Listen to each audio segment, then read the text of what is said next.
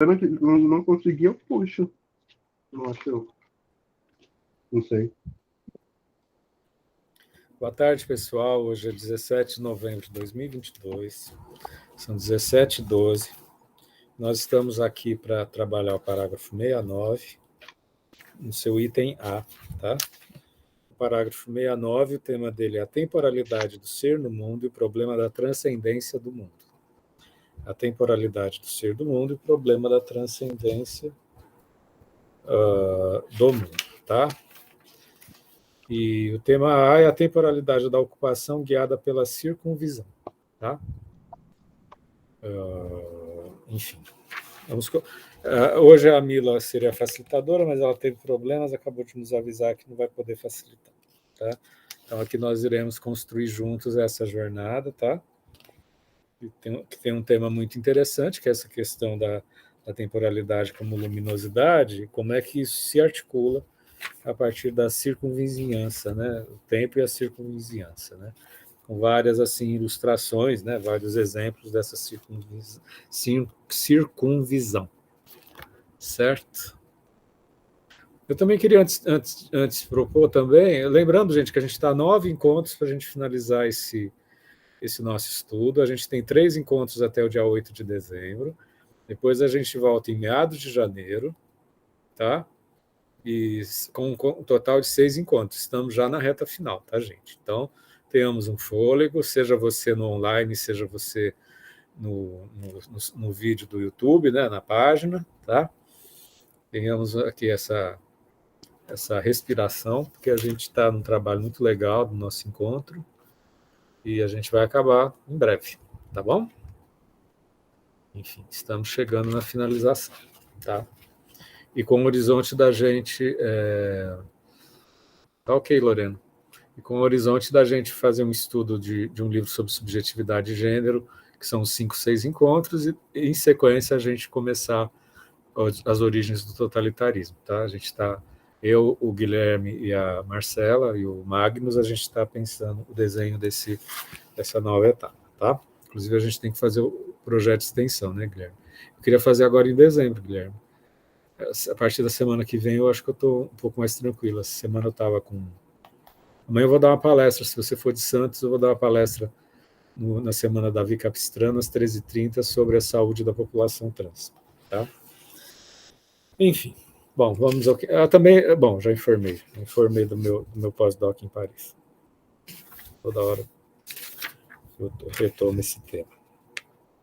Bom, aqui o autor ele começa com a questão da unidade extática da temporalidade. A extase é sempre essa abertura do ser no mundo, tá, gente? Esse campo de presença. Né? Tem vários... extase é um conceito polissêmico, né? Mas vou dizer, para mim, vamos colocar assim, na polissemia da extase eu compreendo como abertura, tá? Abertura da presença, tá? E que essa extase ela nos leva para fora de si. Né? E esse fora de si é o que, de alguma forma, possibilita que o ente possa existir como seu pré. Existe um campo originário do ser, né? Existe um campo de potência do ser, né? Que vai assim se manifestar, se iluminar. Né? Eu gosto muito desse termo, que eu diria que é filosófico de iluminação. Né? É a presença que ilumina o pré. Ilumina o pré enquanto potência de ser, né? É o bebê nascido que brilha ao nascituro, né? Por exemplo, né? E ao mesmo tempo que ilumina esse campo fenomenal, né? É a abertura do ser que cria o campo fenomenal do indivíduo com os outros no mundo, né? E colocando a presença como luminosidade. Isso eu acho assim de uma poesia, de um rigor descritivo assim apaixonante, né? Eu acho muito. E isso constituindo a temporalidade do ponto de vista do ente que se ilumina, né? É a temporalidade que nos lança, né, esse espaço de abertura, essa dimensão extática, né, essa abertura do ser na temporalidade, né, temporalidade e ser se constituindo mutuamente num processo de emergência, né, emergência de visibilidade, e que abrindo um campo perceptual enquanto visão e posse de alguma coisa, né, porque aos poucos o indivíduo vai, de alguma forma, se constituindo como esse campo de presença, né. Um trecho muito bonito, ele fala que a temporalidade extática dessa abertura, portanto, né, ilumina originariamente o pré, né, o pré de presença, né, mas assim, presença, né, estamos aí, é o Dasein, né, o estar aí, né, o ser aí, que se ilumina na abertura da temporalidade extática, né? Então, a temporalidade da abertura que ilumina a presença, né? Isso daí eu acho que é de uma riqueza, valorosa, né?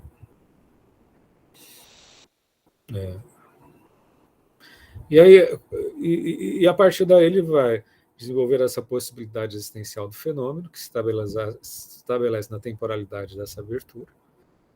E como é que se estabelece essa unidade possível do ser temporal na abertura com os outros no mundo, né? Então, aí como é que se estabelece essa unidade do ponto de vista fenomênico? Não unidade como um número, né? Mas como campo de presença, né? E que nos lança, ao mesmo tempo, para uma série de ocupações, que, de alguma forma, vai ser o termo da temporalidade a partir dessas ocupações que nos circunvizinham, né? Da questão dos manuais, né? De como a gente tem à mão uma série de objetos, uma série de ocupações, como é que se constitui na temporalidade da abertura, né? Eu acho isso de uma grandeza, levando-se em conta que temporalidade também e ocupação são concebidas a partir da cura, né? Da cura e da temporalidade, né? De fato, a ocupação, explicando um pouco melhor, que aí eu repeti um termo, né? A ocupação pode ser compreendida a partir da cura e da temporalidade. É o tempo que nos cura, né? É o tempo que nos revela e por isso nos possibilita a cura, né? É a descoberta de como a gente se aparece no mundo, né? Como a gente se relaciona com essa aparição, que nos possibilita a sedimentação de nossas experiências, de nossa percepção na constituição do nosso processo de cura, né? A cura como essa sedimentação de nossos afetos, de nossa descoberta na temporalidade, que se exercita na temporalidade extática, né?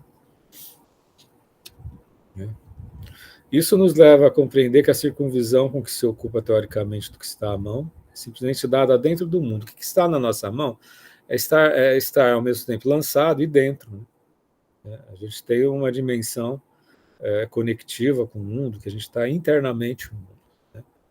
Então, a gente não pega um objeto. A minha mão e o objeto que eu pego está dentro do mundo, está na carne do mundo, né? Assim, parafraseando Merleau-Ponty, né? Enfim, o termo da carne é um termo inerente ao Merleau-Ponty, né? E aí o autor ele coloca algumas questões que serão tema desse capítulo, né?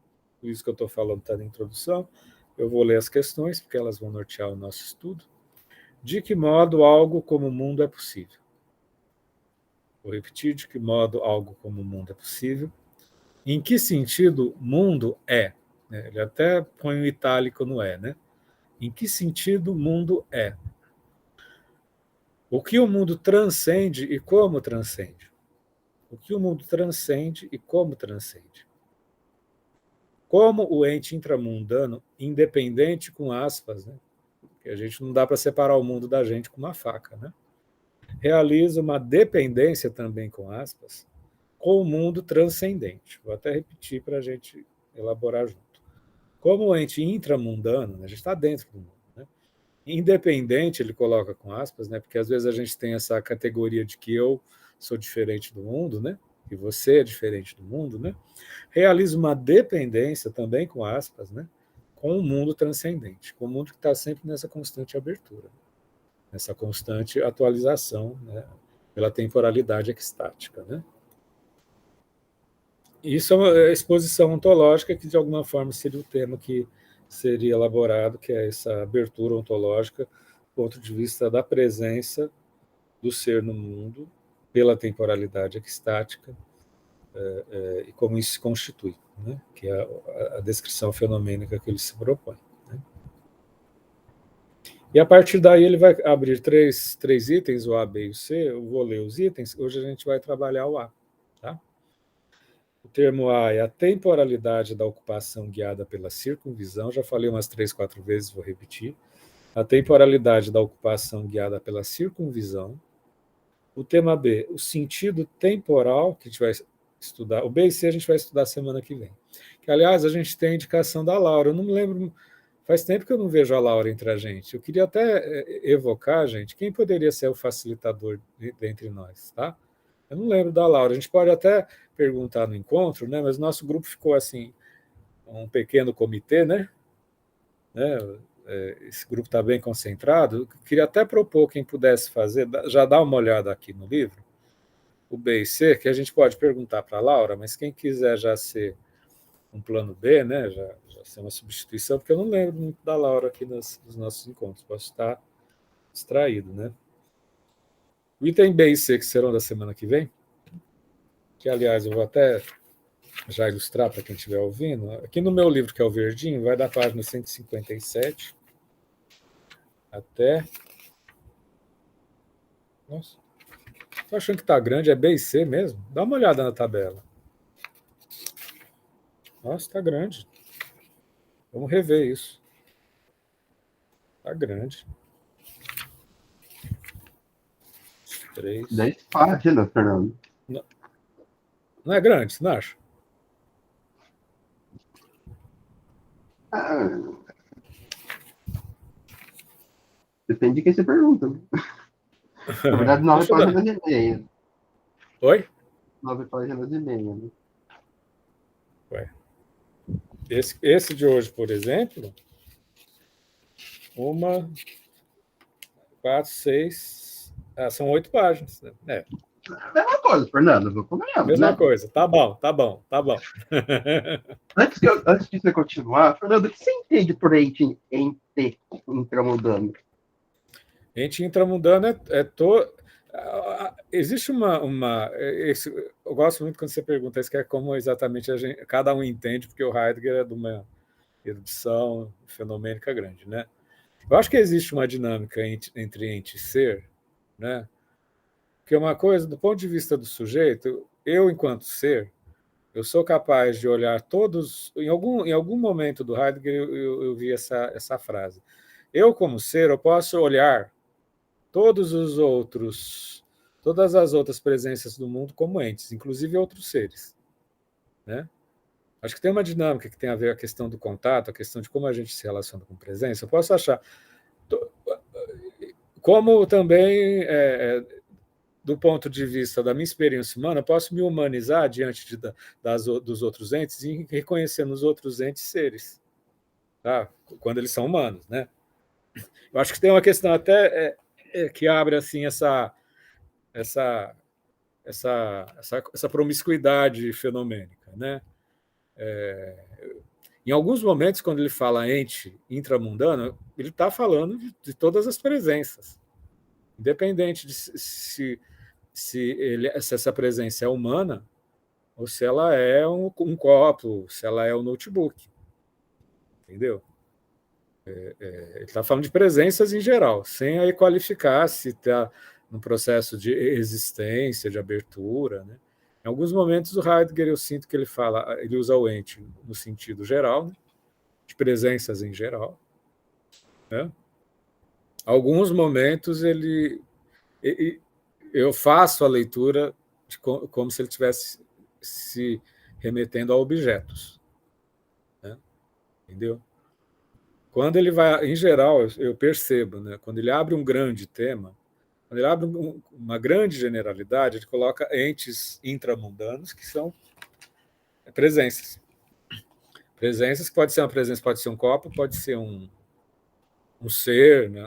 com uma temporalidade extática, ou sem essa dimensão originária, né? Um copo, pode ser uma ferramenta. É assim que eu percebo.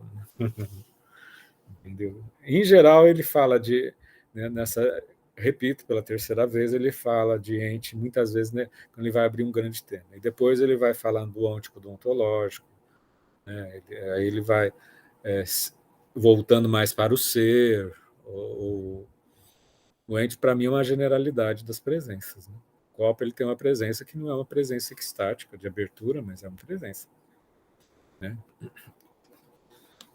Presença enquanto objeto, né? Bom, então abrindo esse primeiro tema aqui, como obter a visão capaz... Bom, agora vamos ver. Aí que entra... Vou repetir, agora precisa repetir. A temporalidade... O Papai Noel está chegando aqui. Ih, cadê a galera? Peraí.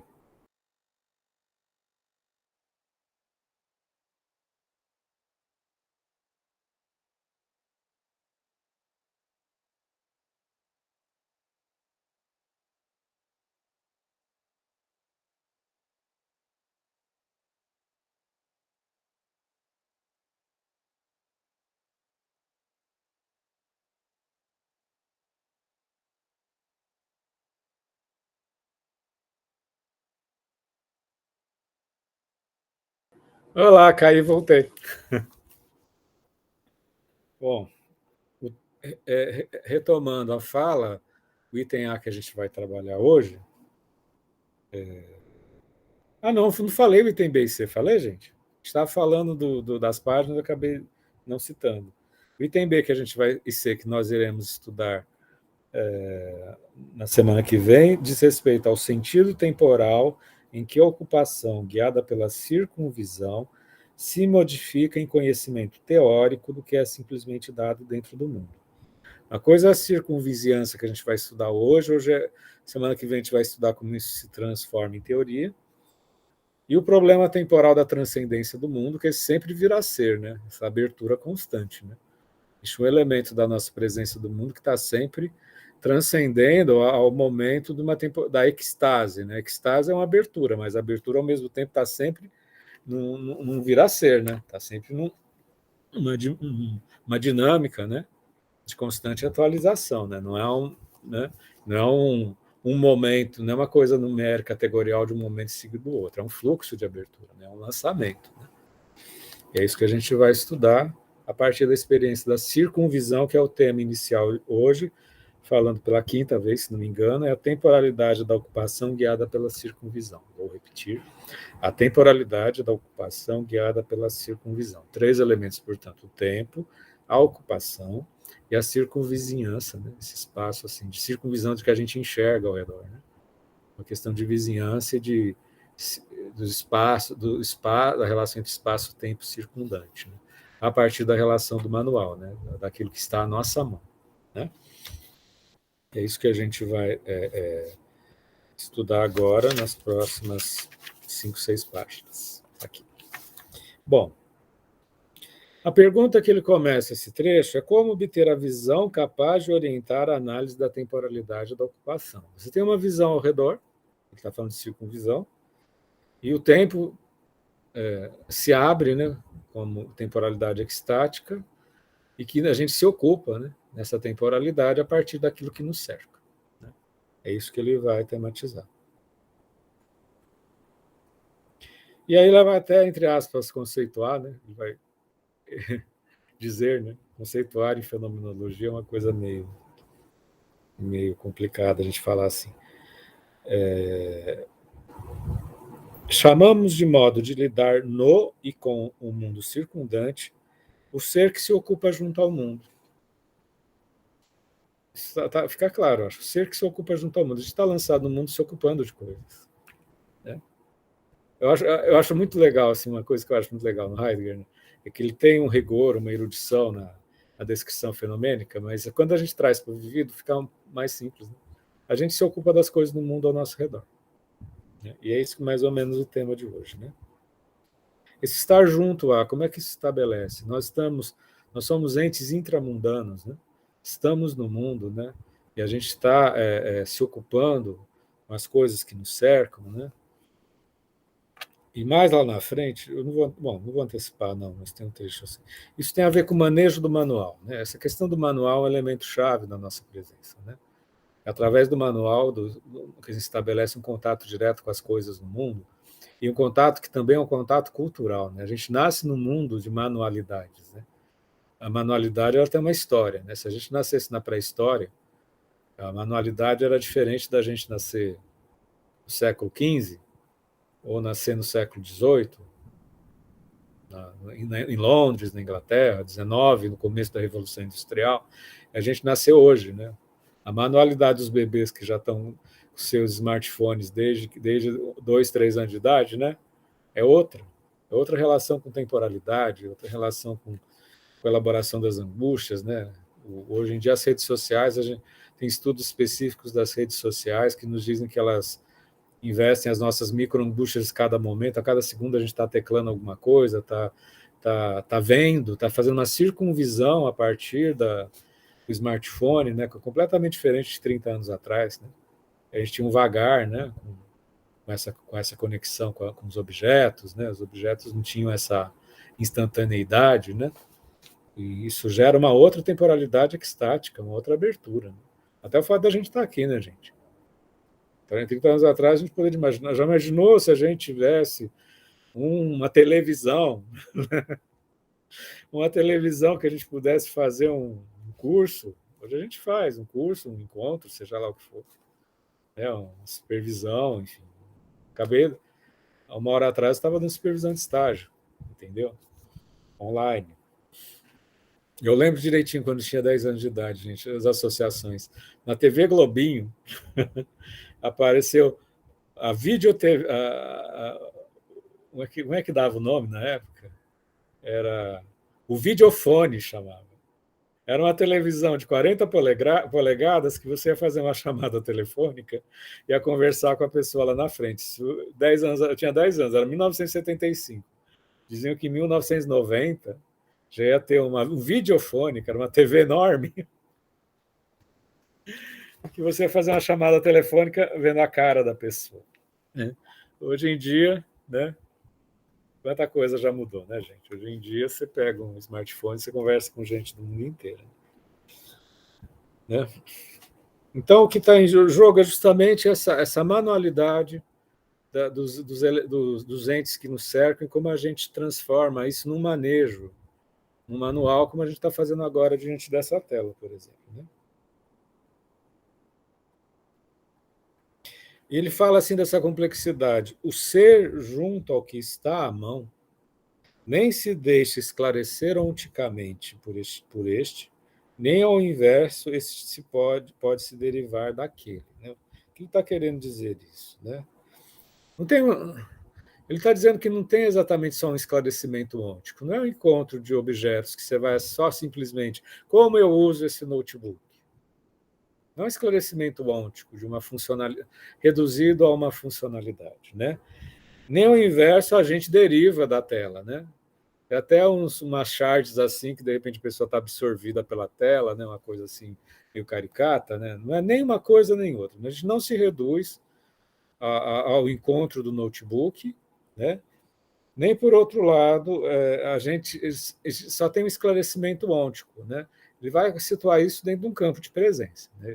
Já dando um spoiler, né? Não é simplesmente só uma relação de manejo que se tem. Está querendo dizer, não é nem só uma relação de manejo e nem a gente se reduz a esse manejo. Tá? Senão a gente tem uma coisa muito mecânica, né? Embora a sociedade de consumo tenha uma tendência de mecanizar as subjetividades. Mas aí acho que entra onde a ontologia se estabelece como resistência também. Por mais que haja uma incitação de mecanização dos afetos, né, a gente não se reduz a isso.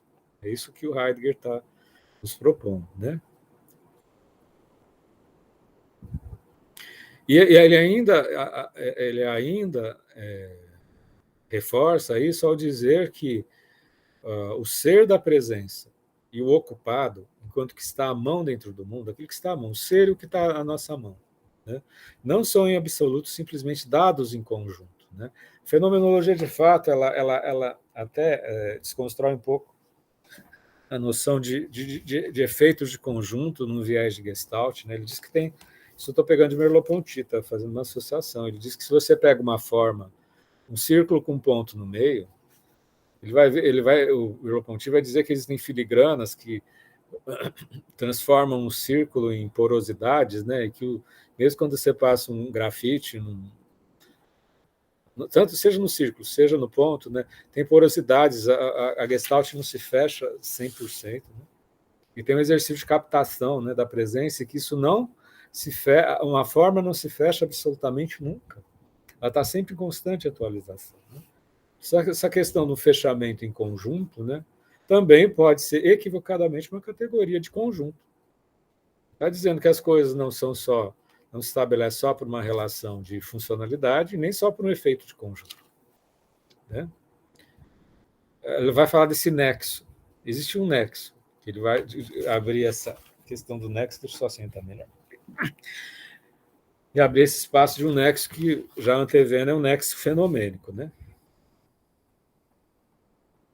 É daquilo com que se lida, entendido corretamente, que se esclarece o modo próprio de lidar na ocupação. Né? É o ato de lidar, né, entendido corretamente, que esclarece o modo próprio de lidar na ocupação. Né? É algo assim, aí eu vou fazer uma paráfrase, a gente aprende a caminhar caminhando, né? A gente aprende a lidar lidando.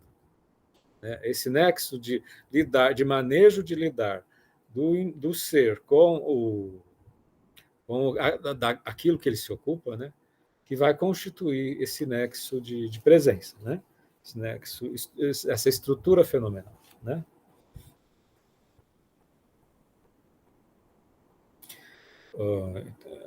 Um nexo fenomenal, não é um nexo só de sujeitos e objetos e nem só um efeito de conjunto, né? Como se fosse uma categorização. É um campo fenomenal, né, que se estabelece. Né?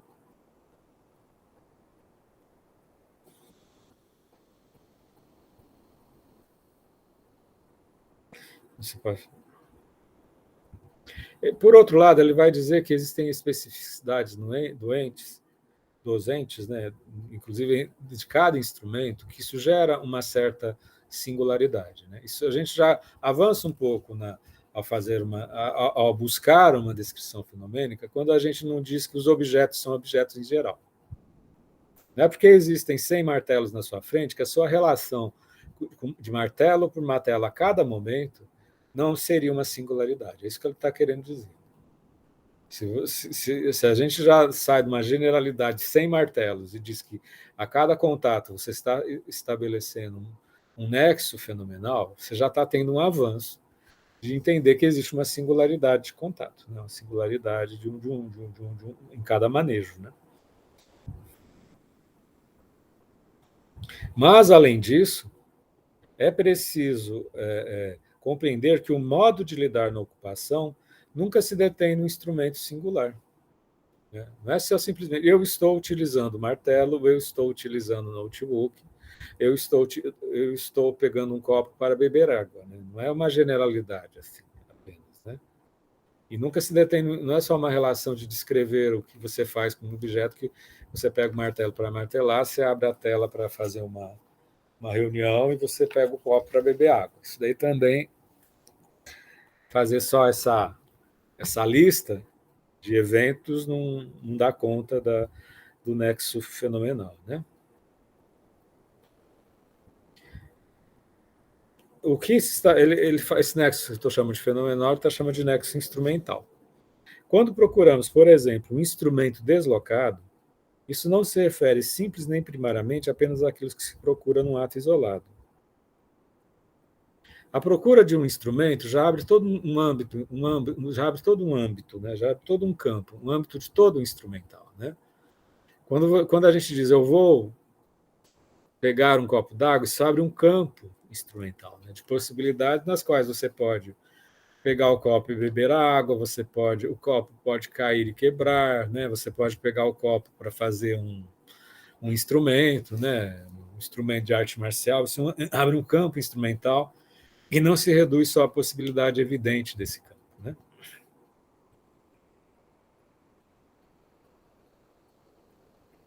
Todo trabalhar e pôr mãos à obra não significa vir de um nada e deparar-se com um instrumento isolado preliminarmente dado.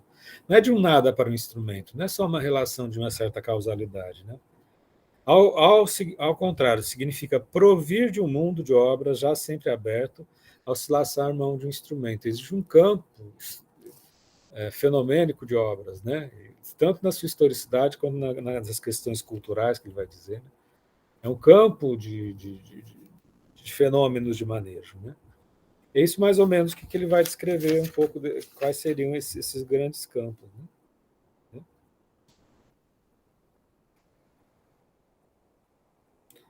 A gente não está... quando a gente pega o martelo, a gente não está só a mão pegando o martelo, a gente está abrindo um campo de instrumentalidade de martelar, que abre várias possibilidades de martelar, né? Assim, né? Várias possibilidades de se lidar do ponto de vista do ser. É um ser que está se abrindo para uma instrumentalidade, um campo de instrumentalidade. Né? E ele vai falar muito de conjuntura instrumental aqui como um conjunto, né? Estou junto. Estou dentro do mundo, abrindo por um campo de instrumentalidade ao qual pode ocorrer vários nexos entre o sujeito, entre a mão do sujeito e a sua ocupação, o seu objeto, né?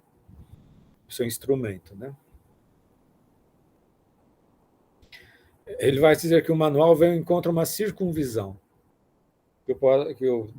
assim, nessa construção, é um campo de experiência, que tanto pode ser assertivo, como pode ser mais dificultado, né? Você pode pegar um martelo e numa martelada, pregar o prego, você pode pegar o martelo, martelar teu dedo, o martelo pode quebrar, o prego pode entortar, né? Então, existe todo um projeto de compreensão da conjuntura que se estabelece a partir dessa relação com essa circunvisão, né? Existe uma estrutura existencial da ocupação, isso que ele está querendo dizer. Isso é bacana, hein? Não é só o ato em si de dar uma martelada, mas existe uma estrutura existencial que se estabelece um nexo entre o ser, o que ele é ocupado, na sua relação de ser e instrumentos. Né?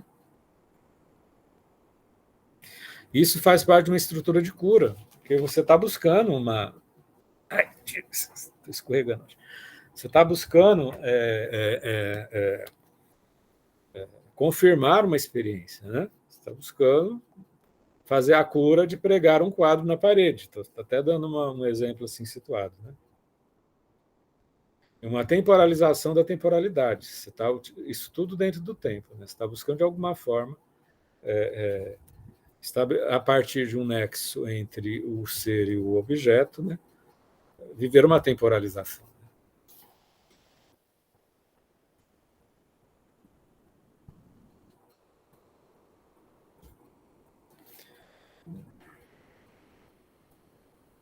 E, por outro lado, o que é esse fundo, digamos, de estrutura existencial da ocupação, né? Ao mesmo tempo, ele vai, em outro sentido, ele vai falar do simples manuseio de um instrumento. Né? Que, se você fixa só no manuseio propriamente dito, você vai ver um efeito de conjunto entre a mão que pega o objeto e que realiza uma ocupação. Você pode pegar o manuseio em si, né, propriamente dito, né, para atender a uma finalidade. Né? Agora, enquanto unidade extática, se a gente fala como abertura do ser, esse manuseio ele visa atender um estar junto, né, e reter do estar essa conjuntura. Né? Tem uma conjuntura que se estabelece no sentido de um certo atender. Né? Você pega um instrumento para atender a finalidade de pregar um quadro. Né? Existe um atender. Aliás, esse termo atender, né, é um termo que ele tem usado muito nos últimos capítulos. Né? Atender a um... E ele vai estabelecer ontologicamente o que seria esse atender. Atender ao para quê não é um exame de um fim, do fim, e nem tampouco uma espera frente a um acabamento, né, de uma obra. Né? Não é simplesmente um exame para um fim, não é simplesmente um finalismo, e nem uma espera para se atingir um acabamento, um objetivo. Não é só uma apreensão temática, não é só o tema, vamos pregar um quadro. Né? É o reter daquilo que se estabelece uma conjuntura, é o reter como confirmação dessa temporalização. Né? Nós somos uma abertura no mundo, a gente está retendo isso, concretizando essa presença, né? Quando a gente prega um quadro. A gente está confirmando o manejo do nosso ser diante dos objetos. Né? Tem essa dimensão de fundo, né? essa presença intramundana, né? E que isso estabelece as curas, né? Uma cura, no caso, que é pregar no quadro. Não é só gente, estou com um pigarro de fundo hoje. Não é só um mero ocupar-se, não é só um mero realizar um ato, né?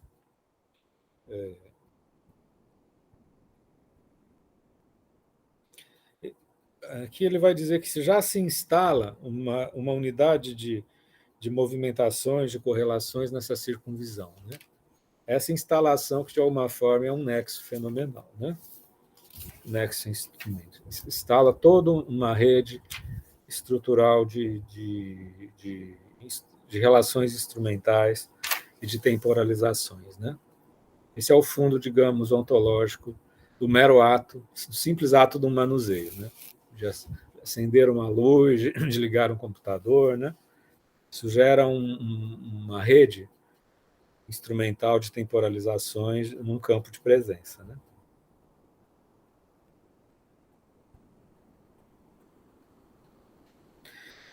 Ele traz o exemplo assim, de perdido no mundo instrumental. A gente está, às vezes, cercado de instrumentos, não sabe o que fazer com eles, né? Ele diz que, nesse contexto, si mesmo deve se esquecer para se lançar no manuseio, né? Para atender a essa demanda de se ocupar, até de alguma forma se constituir como uma unidade de temporalização, né? Às vezes, a criança que nunca bateu um martelo, ela se perde no ato de martelar, né? Ela precisa se esquecer de si e se lançar no campo da experiência, né? Nessa temporalidade extática, né? Para se reconhecer na circunvizinhança. Se a gente não faz isso, a gente não aprende, né? Às vezes a pessoa tem pudor de mostrar que não sabe uma coisa, né? Que não sabe nada, e fica assim enclausurada, né? Não, fica se escondendo, né? Buscando uma ocultação. A gente sempre aprende quando a gente se lança, né? Por isso o encontro humanista é bom, porque a gente aprende se lançando, né? Pode-se esclarecer ainda mais a temporalidade da ocupação com o exame dos modos de deixar vir ao encontro. Tem vários modos de vir à circunvisão, né? Para você fazer um gesto, você pode articulá-lo de várias maneiras, né? É nesse movimento de perder-se nesse lançar-se que, aos poucos, o indivíduo vai criando uma unidade ele falou aqui em cima, uma unidade de temporalização, de se apropriar desse campo fenomenal, né? As coisas não são dadas só de uma relação linear, né? Se estabelece uma circunvisão instrumental do indivíduo, de alguma forma, estabelecer uma percepção, um campo perceptual, né, de vivências, né? E, aos poucos, como a gente vai ver, inclusive, nas outras partes, que ele vai falar dessa representação que se estabelece. Com o ceder de uma experiência, a gente vai criando um certo traquejo, vai criando representação, né?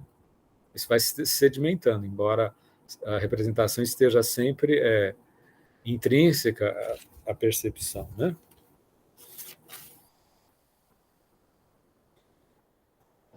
Fernando, esse parte? Isso está assim, isso está na. Eu estou na página 154, estou na página 154. Como que começa o parágrafo? O parágrafo começa algo que não pode ser empregado como.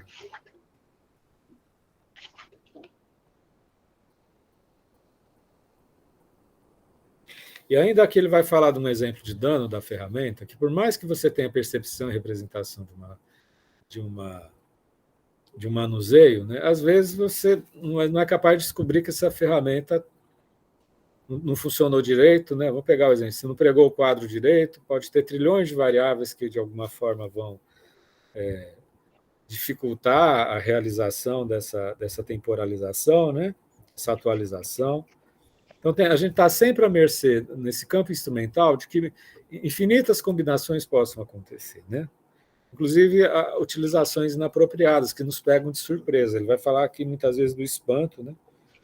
No uso do manuseio, que o manuseio às vezes não atende a sua ao que é estabelecido como um nexo, né, na sua utilização, né, nexo entre o sujeito e o seu manusear, né. Está sempre suscetível a uma relação na qual a gente estabelece um dano, e o dano ele vai colocar qualquer dano, né, estabelecido por alguma falta, né. Eu quero pregar um quadro, né? De repente o quadro quebra, ou o martelo quebra, ou não tem o prego certo, isso se estabelece como falta. Os danos do manuseio são sempre estabelecidos como falta, e no movimento de não atender ao nexo que se busca estabelecer, né?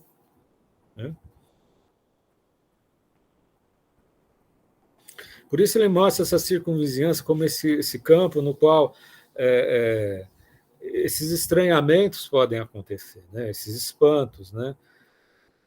Que pode produzir algo, né? Pode desviar, pode afastar, pode proteger-se, pode acontecer todo um campo fenomênico de possibilidades, de potências de temporalização, né? No qual o próprio, o apropriado, né, seria o manuseio, estabelece essa cura, né, essa temporalização. O inapropriado é quando faltas acontecem, e que nos estabelecem relações de espanto. Pegar o copo, quebrou o copo. Estabelece um espanto. É a falta do copo, a falta de matar a sede, né? E justamente a partir dessa perspectiva, desse nexo instrumental do manuseio do sujeito diante de toda essa multiplicidade de possibilidades, é que se estabelece um campo, né, da relação da temporalização, do ser que vive esse processo de temporalização extática, de abertura, na ocupação, a partir da circunvisão como um campo de experiências que a gente não pode determinar a princípio. A gente está sempre surpreendido, espantado com o horizonte que se estabelece nos manuseios dos instrumentos, né? Embora exista uma temporalização que se busque, uma cura que venha a se estabelecer, né? A gente está sempre imerso, né? A gente é um simplesmente intramundano, sujeito a trilhões de variáveis, né? Veio assim uma experiência muito trágica, né? Isso é real. Isso foi num avião russo. O piloto colocou o filho de 10 anos ele estava o piloto automático ligado, colocou o filho de 10 anos era um Boeing, era um avião grande, e falou: não mexa em nada do painel. O menino mexeu, apertou um botão lá e o avião veio de ponta assim e matou todo mundo. Né? Isso aconteceu, tá, gente? Isso aconteceu. Isso depois na caixa preta foi descoberto o que aconteceu. Não deu tempo, foi um botãozinho lá que o menino mexeu e que, né, a tripulação toda morreu. Enfim, a gente nunca sabe, a gente acha que às vezes vai mexer só um botãozinho e aciona todo um espanto, né? A relação, de forma que a temporalidade extática do ser no manuseio,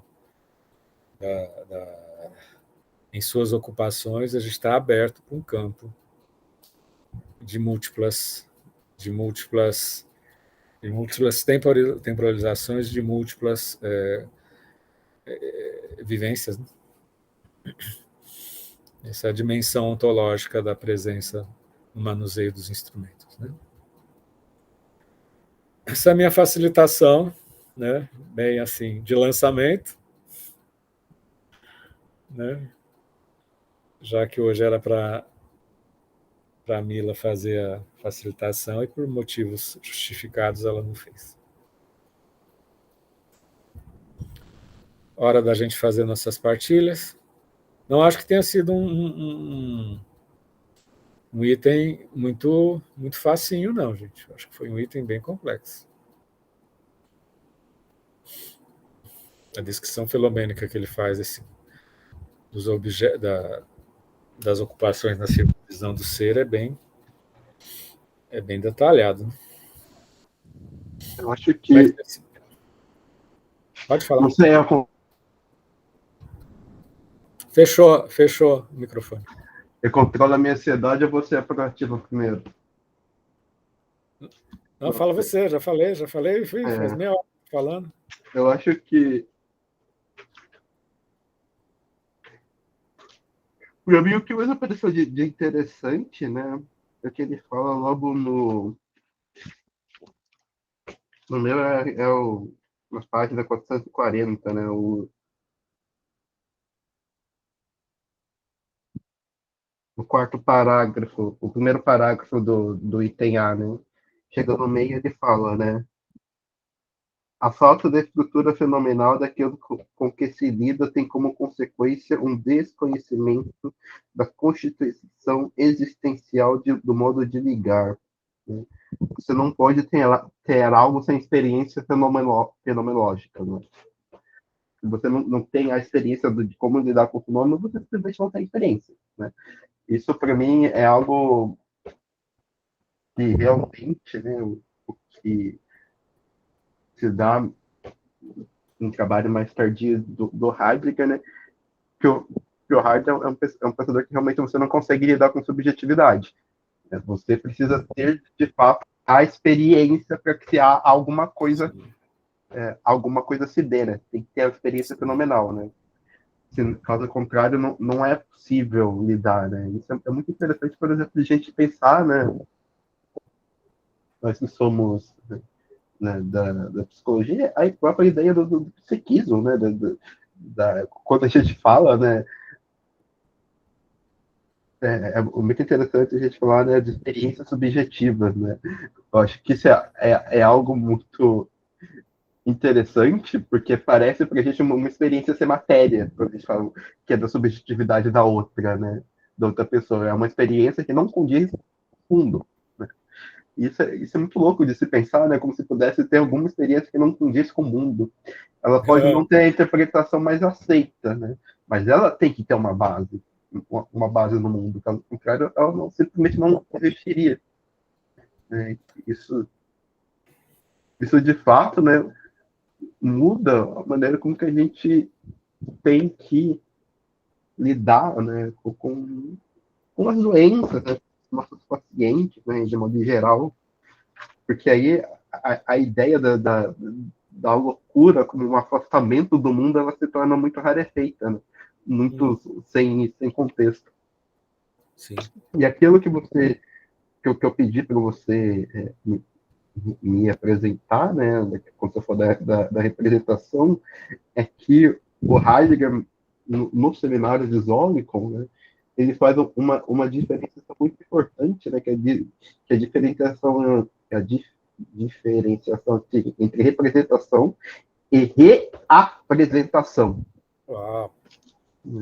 Porque, para mim, é o meu parágrafo favorito do Heidegger, né, que se você trabalha com representação, você trabalha com conteúdos metais, então você não está trabalhando com uma ontologia fundamental, né? O que acontece na representação? A representação é uma imagem mental de alguma coisa. Se você trabalha com representação, você não precisa da experiência. Você não precisa de fato que algo aconteça. Você trabalha com representação, né? Ele dá um exemplo muito interessante, né? Que é quando você pensa em algo, você está pensando na representação, você está pensando na coisa mesma, né? Ele dá o exemplo de por exemplo, numa estação de trem. Né? Se você pensa na representação, você não precisa fazer nada. Olha, se a representação vive na tua cabeça, você pode ir na tua cabeça para lá. Você não precisa mexer o seu corpo.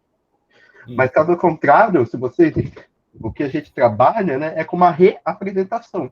Né? A presença do ente se faz presente na sua ausência.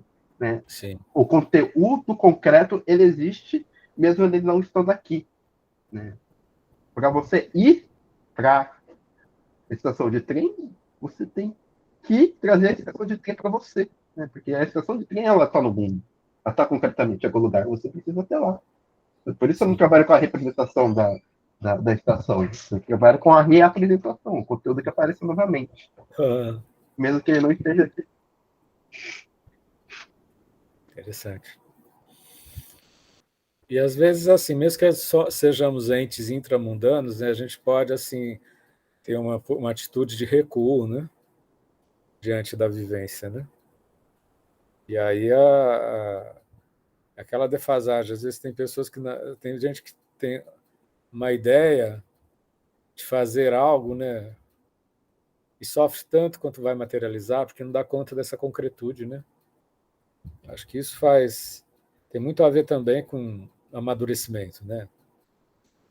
Acho que sempre a temporalização é um aprendizado, né? Como a gente temporalizava com 10 anos de idade, é diferente com 20, diferente com 40, com 50, né? E pode ter algo assim que seja uma sedimentação de cura, uma total perdição no mau sentido, né? Tem gente que o tempo passa e não agrega, né? Agrega a cura, né? Se desintegra, né? Então isso é muito importante. Eu acho que esse capítulo, no geral, que a gente está introduzindo hoje, por falar de algo que é o manuseio, né? Que é algo que em alguns trechos ele fala do simples manuseio, né? Se a gente for focar no simples manuseio, quando ele consegue generosamente colocar isso dentro de um campo de presença, de temporalização do ser, de uma dimensão de cura, né? Isso mostra como, às vezes, um simples manuseio pode determinar uma forma de presença, né? É algo muito rico, né? Muito importante. Mas alguém queria compor, gente? Porque é o que ele fala, né? Baixou o volume. Porque é o que ele fala. Na verdade, ele não fala, né? Você está subentendido, né? Que não é experiência sem experiência. Sabe? Não tem como não existir o real. Né?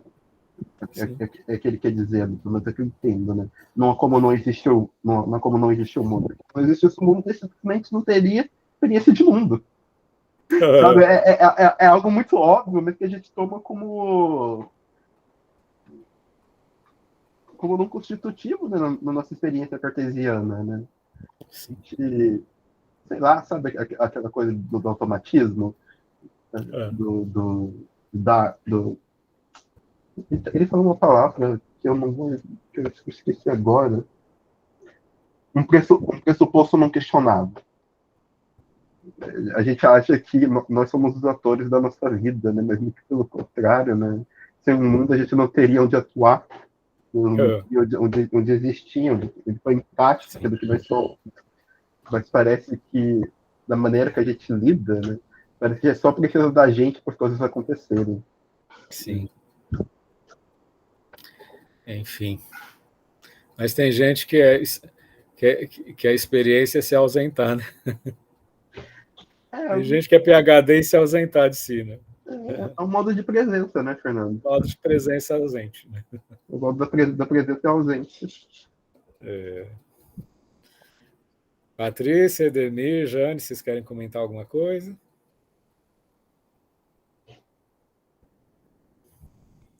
Eu estou em crise.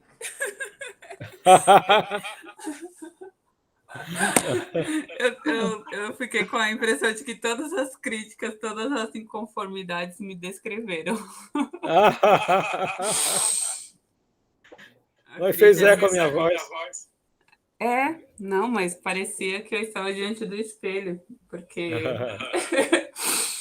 eu me senti involuída, quer dizer, eu me sinto. E aí eu percebo que o problema é muito maior do que eu supunha. É ver o ser no simples manuseio, né? Mas quando da sua facilitação, eu pensei muito a respeito do nosso contemporâneo, a respeito dos descritivos, dos tutoriais.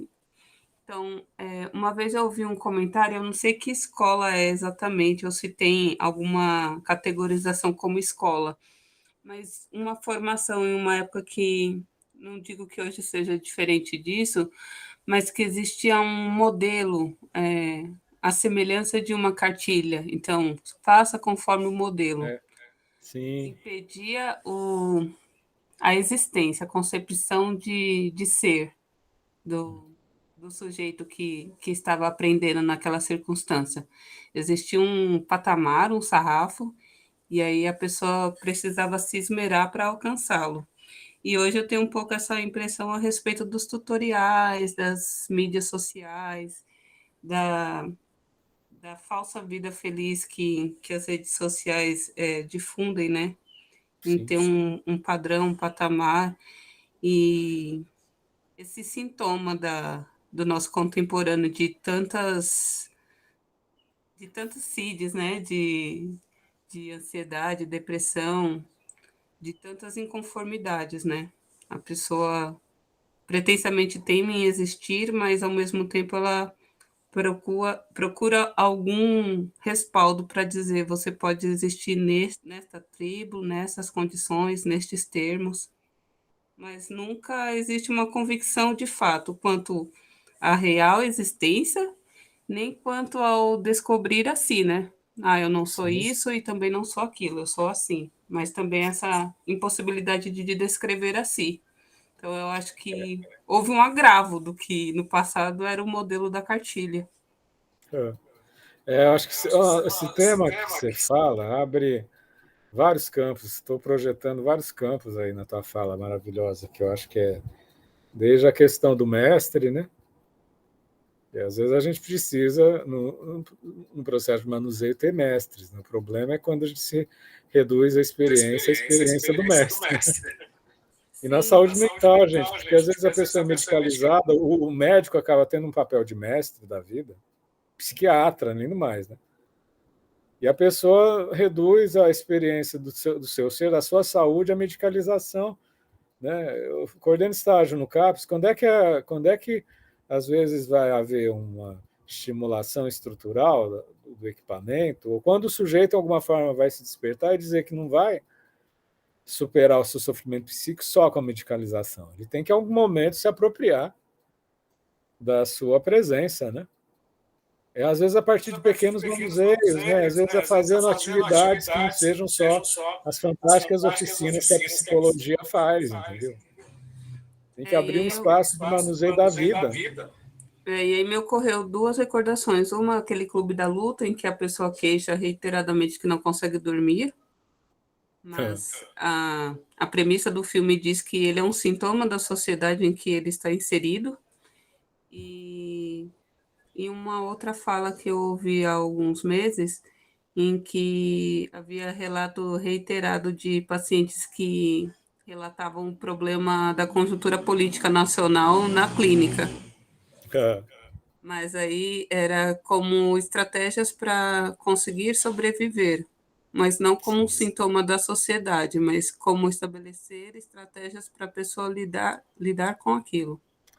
Porque às vezes uma decisão do presidente, né, vai assim num fluxo, né, abrindo todo um campo de possibilidades e fechando outros, né? Enfim, né?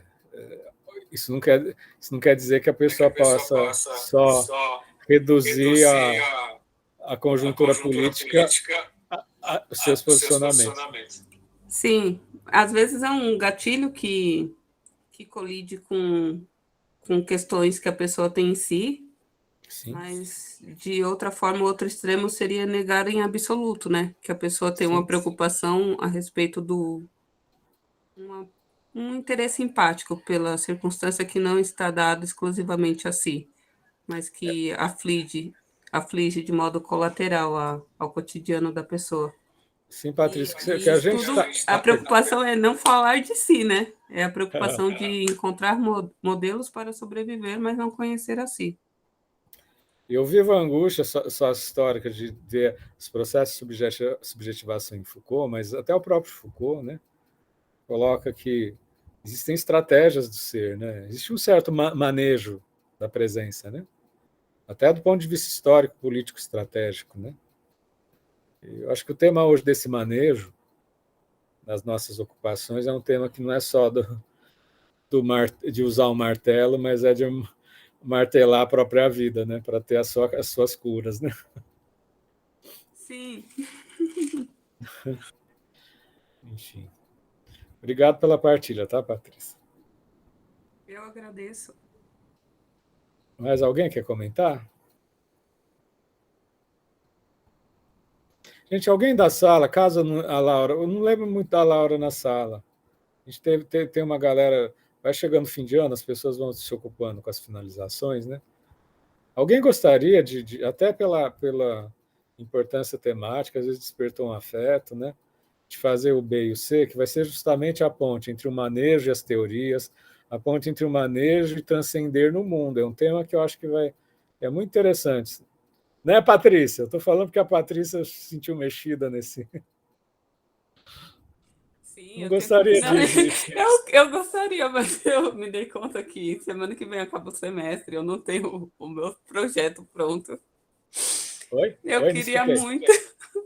Eu não tenho conseguido conciliar nem o sono.